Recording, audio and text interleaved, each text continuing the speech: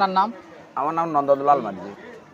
বলছি আপনি এখানে দেখছি বসে আছেন, আপনি এখানে বসে কি করছেন? এখানে বসে তিলক করছিলাম, অনেক গোবিন্দের চান জল একটু ভক্তদেরকে সেবা করাচ্ছি, এই আমার কাজ। আচ্ছা, আপনাদের এখানে যে অনুষ্ঠান হচ্ছে, এই অনুষ্ঠানের তো বিপুল পরিমাণ টাকা খরচা হয়। হ্যাঁ, সে হয়।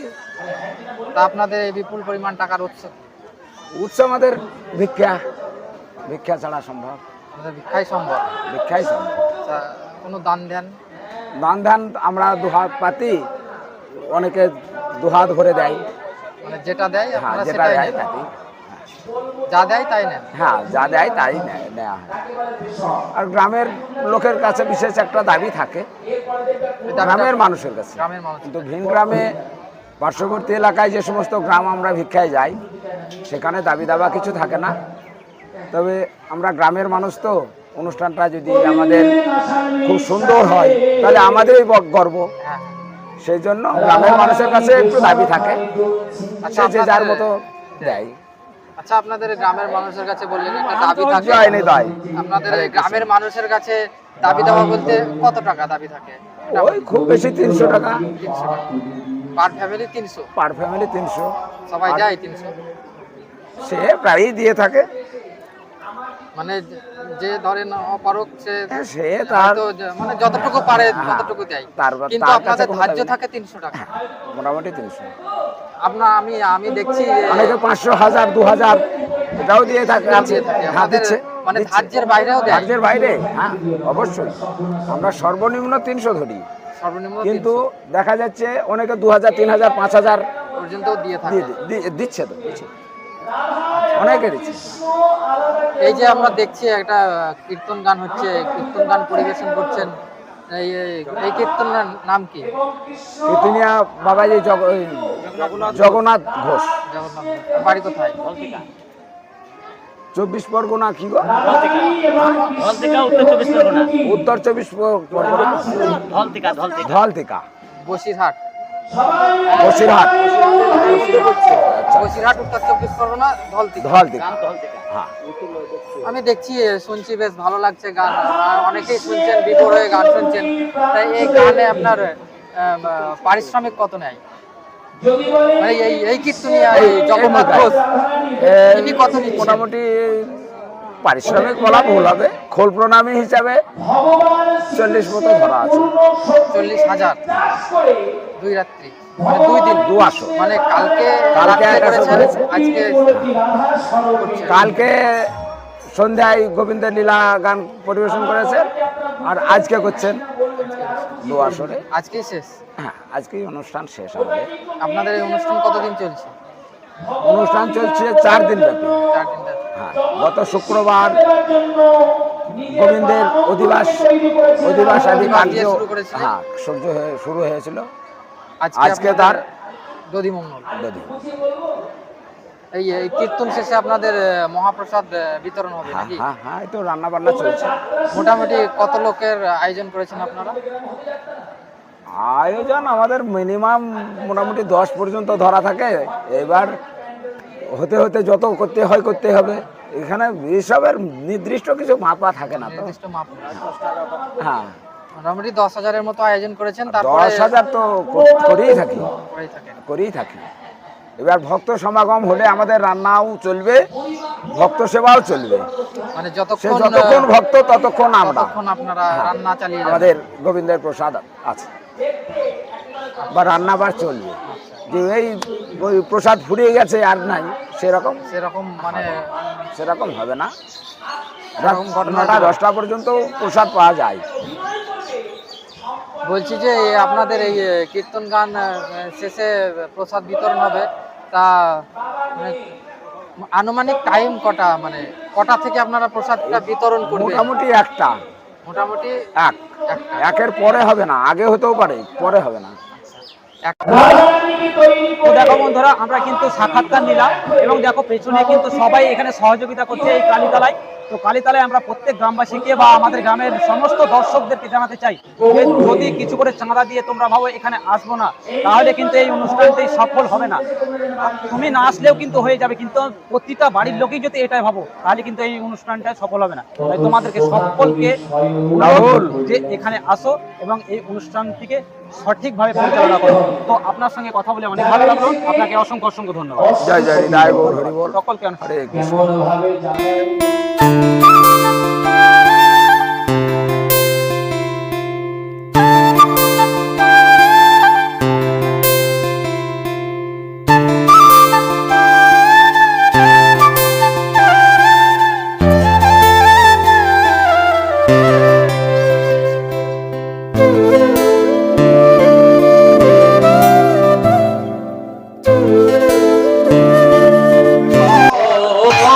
জাগো রাধা বিনো, জাগো বিশ্ব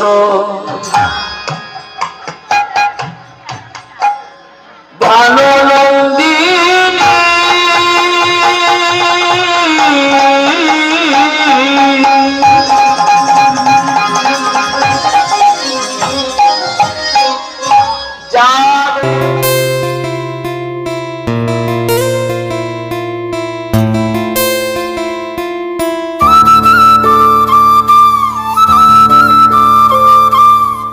বন্ধুরা চাঁদা কালেকশন অফিসে চলে এসেছি। তো চাঁদা কালেকশন অফিসে দেখো বসে আছে, তো তাকে জিজ্ঞেস করে নেবো একটু চাঁদা কালেকশন কেমন হচ্ছে। এখনো চাঁদা কালেকশন করছো? বলে চাঁদা কালেকশন মোটামুটি হচ্ছে, চলছে। তো মানুষজন এখনো চাঁদা দিয়ে যাচ্ছে। তো এখানে দেখছি চাঁদা কালেকশন করছো, প্লাস এখানে কীর্তন শুনছো, এই যে কীর্তন হচ্ছে এখানে, কীর্তন গুলো শুনছো। তো কেমন লাগছে কীর্তন শুনতে তোমাকে? তোমাকে কেমন লাগছে পাশের থেকে বলো। আমাকে তো ভালোই লাগছে। ভালো লাগছে। আমি ভালো বললে তো হবে না, সবাইকে ভালো বলতে হবে। আচ্ছা, সেটা তো বটেই, কিন্তু কীর্তন গানটাও তো পরিবেশন করতে হবে। তো অবশ্যই দেখো বন্ধুরা, যে বড় কড়াইটার কথা বলছিলাম সেই বড় কড়াই কিন্তু এখন খিচুড়ি প্রায় নেমে এসছে। তো যারা একটু নাড়ানাড়ি করছে বা খিচুড়িটাকেই করছে তাদেরকে কিছু প্রশ্ন করে নেব। বলছি এখানে মোটামুটি কত লোকের রান্না হচ্ছে এক কড়াইয়ে? এক করে মোটামুটি একবারে 500 লোকের রান্না হচ্ছে। তো দেখছি পরিশ্রম তো খুব করছো। হ্যাঁ, তো মায়ের কি পাই সব? পরিশ্রম না করলে তো হবে না। কীর্তন কি সামনে গিয়ে একটু শুনছো না মাইকে যেটা হচ্ছে সেটাই? মাইকের কীর্তনটা আমরা শুনছি, ওখানে যাওয়ার কোনো এখন লাইন নাই, সময় নাই। আচ্ছা,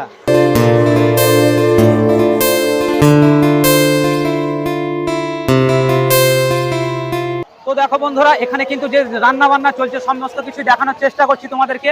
কিন্তু এই যে রান্না বান্নার দায়িত্বে মানে যারা এইটা রান্না করতে হবে, খিচুড়িতে কত পরিমাণ ডাল, কত পরিমাণ চাল এইসব থাকে, সবাই তো আর জানা থাকে না। তো আমরা জিজ্ঞেস করে নেব একজন ব্যক্তিকে। তো নমস্কার, বলছিলাম এখানে যে রান্না বান্না হচ্ছে এটা তো আপনি দেখাশোনা করছেন, তো বলতে চাইছিলাম এখানে চাল ডালের পরিমাণ আপনারা কত ভাগ দিচ্ছেন? 4 ভাগ, 3 ভাগ চাল, 1 ভাগ ডাল। আচ্ছা, তো ওর মধ্যে সবজি আছে কিছু। সবজি আছে কিছু? হ্যাঁ। তো কত রকমের সবজি আছে যদি একটু মানুষকে তুলে ধরেন যদি তাহলে ভালো হয়। যেমন ওই কুমড়ো আছে, ওই গাজর আছে, আচ্ছা, তারপরে কিছু বাঁধাকপি ছিল, হ্যাঁ, এই বরবটি আছে ওর মধ্যে, ডালের মধ্যে। আচ্ছা, এই আর কি। তো বলছিলাম এই রান্না তো নিশ্চয়ই আজ থেকে রান্না আরম্ভ হয়নি, কালকে চাপিয়েছেন নাকি? হ্যাঁ, মোটামুটি কালকে রাত 9টা থেকে আরম্ভ করেছি। ওই আলু মালু সিদ্ধ হ্যামতান এগুলো। আরে সারা রাতই আপনারা এখানে আছেন? সারা রাত এখানে আছি। মায়ের কৃপায় আপনারা কষ্ট করে চলে যাচ্ছেন? হ্যাঁ, মায়ের কি ভাই একটু আনন্দ হচ্ছে, সবাই মিলে আছি বলে। যদি গ্রামের মানুষকে কিছু বলতে চান, যদি সবাই এই কাজে হাত লাগায় তাহলে কিরকম হয় যদি বলেন একটু। গ্রামের মানুষ তো হাত লাগায়, কিন্তু হয়তো সবাই সময় মতো আসতে পারে না, তবে আসে প্রত্যেকেই। এখন যেমন সবাই এসেছেন। আচ্ছা, তো দেখো বন্ধুরা, এইদিকে কিন্তু রান্না বান্না প্রায় অনেকটাই হয়ে গেছে, কমপ্লিটের দিকে। এবার কিন্তু টক হলেই হয়ে যাবে। তো অসংখ্য অসংখ্য ধন্যবাদ আপনাকে, ধন্যবাদ। দেখো বন্ধুরা, এই খিচুড়িগুলো কিন্তু মানে আপনি হচ্ছে না, বা গ্যাসের মাধ্যমে হচ্ছে না, দেখতে পাচ্ছ এই কাঠের জালে হচ্ছে। তো সারা রাত্রি আজকে এই উনুনে জাল দিয়ে কিন্তু পরিশ্রম করে এই গ্রামের ব্যক্তিগুলো এই কাজটাকে সফল করতে চলেছে। তো বলছিলাম আপনি তো সারা রাত্রি এখানে আছেন? হ্যাঁ, সারা রাত এখানে আছে। তো কি কষ্ট হচ্ছে না মায়ের জন্য আপনি সব করতে পারেন? একটু যদি দর্শকদের তুলে ধরেন। হ্যাঁ, মায়ের জন্য সবকিছু করতে হয়, রাত জাগতে হয়, ই করতে হয়। এই যে সারা জাল দিচ্ছি আখাতে। আচ্ছা। হ্যাঁ, এটা কাঠ মিনিমাম প্রায় এক করে মিনিমাম 2 কুইন্টাল কাঠ বলেই প্রথমে আমাদের আখাটা ধরতে একটু কষ্ট হয়। আচ্ছা আচ্ছা। তারপর আখাটা গরম হয়ে গেলে পরে আমরা মিনিমাম ওই 40 থেকে 50 কেজি কাঠি আমাদের এক করে খেচড়ে নেমে যায়। তো দেখো বন্ধুরা, জানালো যে এক কড়াই খিচুড়ি নামতে কিন্তু মিনিমাম 2 থেকে 3 কুইন্টাল কাঠ লাগে। তো এখানে যে বড় কড়াইটাই রান্না হচ্ছে সেটা কিন্তু অনেক মানুষের খাওয়া হয়, সেই জন্যই এত কাঠ লাগে। তো অসংখ্য অসংখ্য ধন্যবাদ আপনাকে।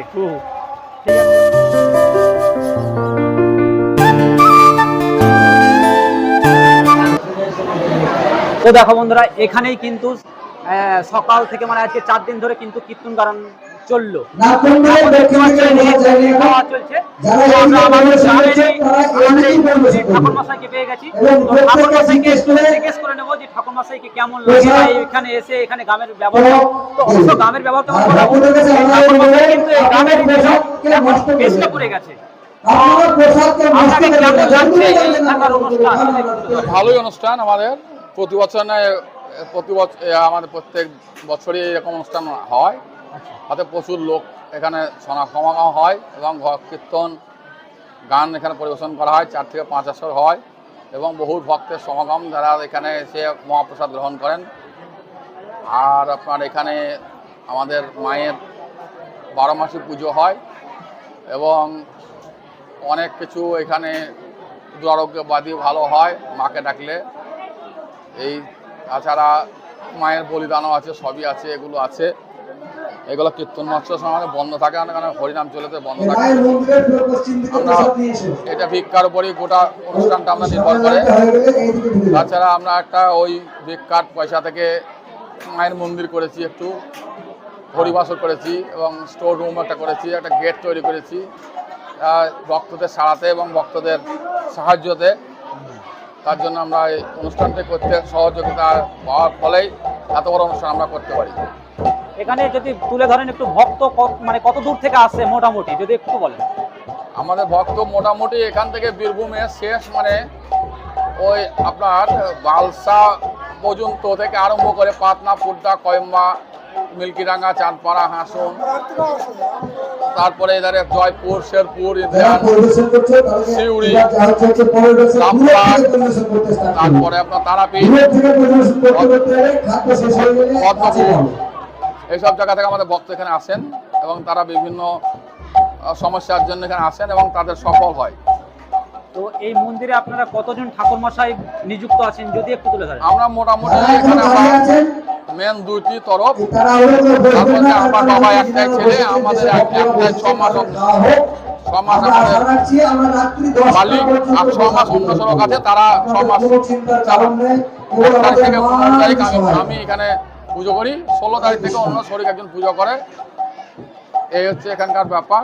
এখানে কোনো আমাদের দাবি দাবা কিছু নাই। এখানে আমাদের প্রচুর বিয়ে হয় এবং তাতে আমাদের কমিটির তরফ থেকে একটা এই সিদ্ধান্ত নেওয়া হয়েছে যে মায়ের প্রতিকল্পে 500 টাকা পুনরায় বাসে দেওয়া হয় এবং সাধ্য মতন ব্রাহ্মণকে যা পারে, কেউ 200, 500 যাই যায়, তাতেই আপনার কোনো আপত্তি নেই। তাতে বিয়ে সম্পন্ন হয় এবং গ্রামের সব ছেলেরা এই সহযোগিতায় থাকে এবং তারা থেকে সব ব্যবস্থা করে। তো দেখো, ঠাকুর মশাইয়ের মুখ থেকে সমস্ত কথা শুনলেন, তো অসংখ্য অসংখ্য ধন্যবাদ আপনাকে। নমস্কার, মা কালীকে প্রণাম।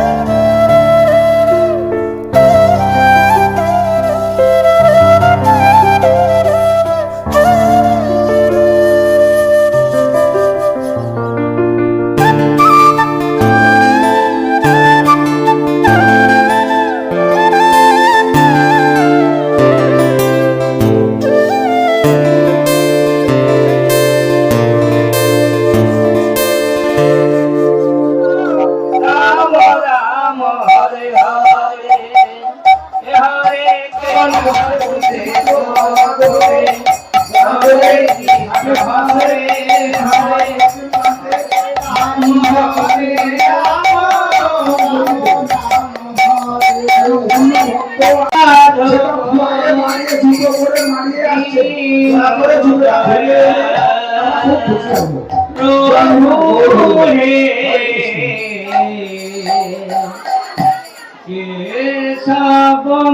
মাধব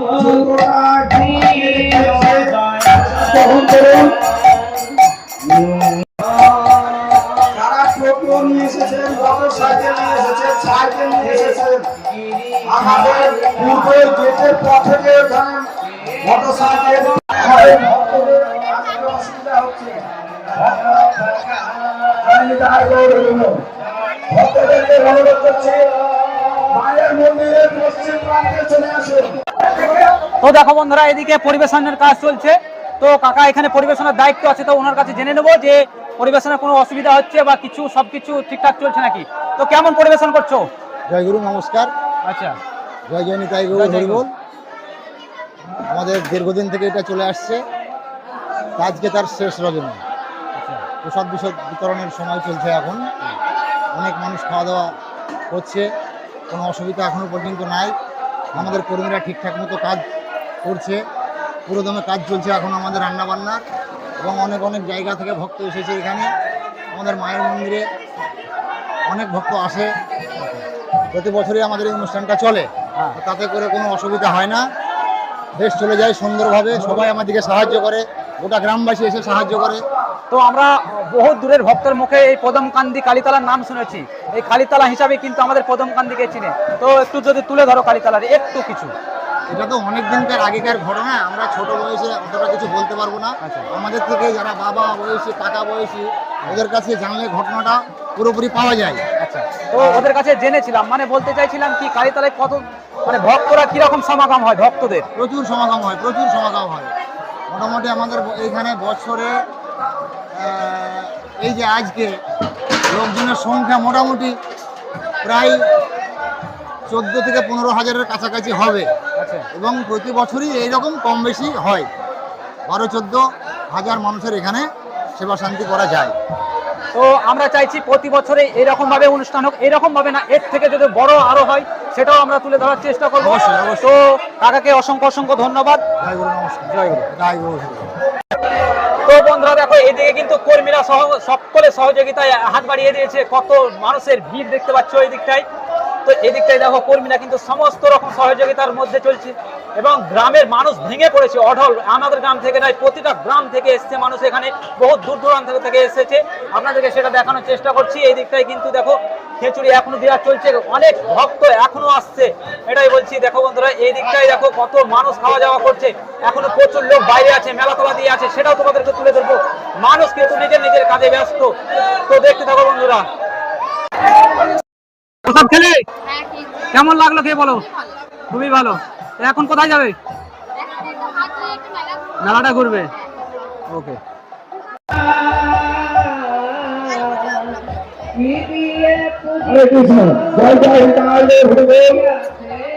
মায়ের দক্ষিণ প্রান্তে পশ্চিম প্রান্তে প্রচুর জায়গা ফাঁকা আছে, সমস্ত ভক্তবৃন্দের দিকে চলে যান। আর যে সমস্ত ভক্তরা বাড়ির জন্য প্রসাদ দেবেন গেটের বাইরে, বাড়ির জন্য প্রসাদ গেটের বাইরে। যে সমস্ত ছেলেরা পরিবেশন করছে তাদের কাছে নয়, গেটের বাইরে প্রসাদ নিয়ে দাঁড়িয়ে আছেন। আপনাদেরকে